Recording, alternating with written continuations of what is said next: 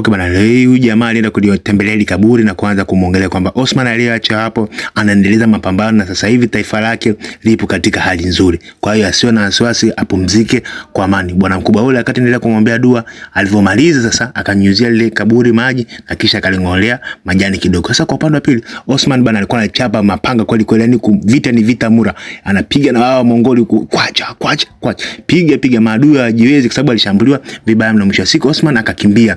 Osman alivyokimbia kaacha wale maadui nyuma. Sasa akafika sehemu kabisa sasa wagawanyike. Wawili waende huku, mmoja aende huku. Kaambia hapa hitaji kukaa muda mrefu sababu wa Mongolia watakuja tutufuatilia. Mwisho siku akaondoka. Ile kuondoka kaja huyu jamaa mmoja akagundua kwamba hapa walikuwepo kina Osman. Kwa hiyo akabidi atonya ambaye jamani, hapa inabidi kabisa tuwe makini. Huyu jamaa sija katutega ambaye hivi usiogope. Sasa sisi ndio tutaenda kumtega chambo. Hapa ninachotakiwa ni kuhakikisha hii vita tunaishinda. Mwisho siku kabidi sasa waelekee ule upande ambako Osman alielekea. Sasa kwa upande wa pili, huyu mama Sofia hali yake ni mbaya sana. Hasa kabidi huyu Kishmit aondoke na Sofia pamoja na Halima. Ila mwisho siku Halima aligoma sana, akamwambia mama, tafadhali naomba wote tukasaidiane kumtafuta kaka. Mwisho siku mama yake akamkubali. Sasa huku bana, maskari wa bwana mkubwa Osman alikuwa atigatega mitego ili mradi tu waadhidi wale wa Mongoli. Mwisho siku bwana mkubwa Osman alikuwa anasubiria kweli kwa hamu. Sasa kwa upande wa pili, bwana mkubwa anamwambia jamangu, inabidi tufanye mipango ile inayoeleweka. Mwisho siku ambaye sikiliza, hapa ninachotakiwa ni kupanga mipango inajila mwisho siku ili tuweze kuadhibiti hao wote, na nikimkamata haitajiki kuvumiliana.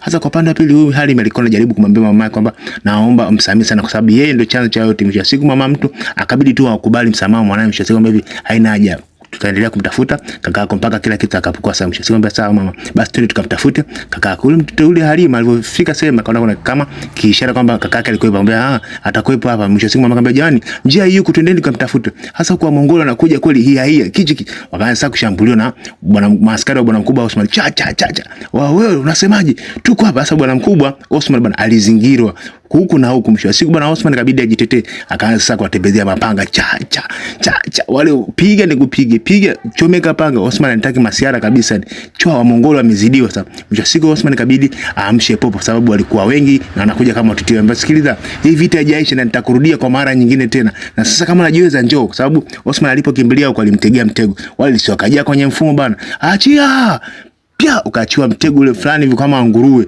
upu, wengine kwenye wavu kazidi sasa kushambuliwa.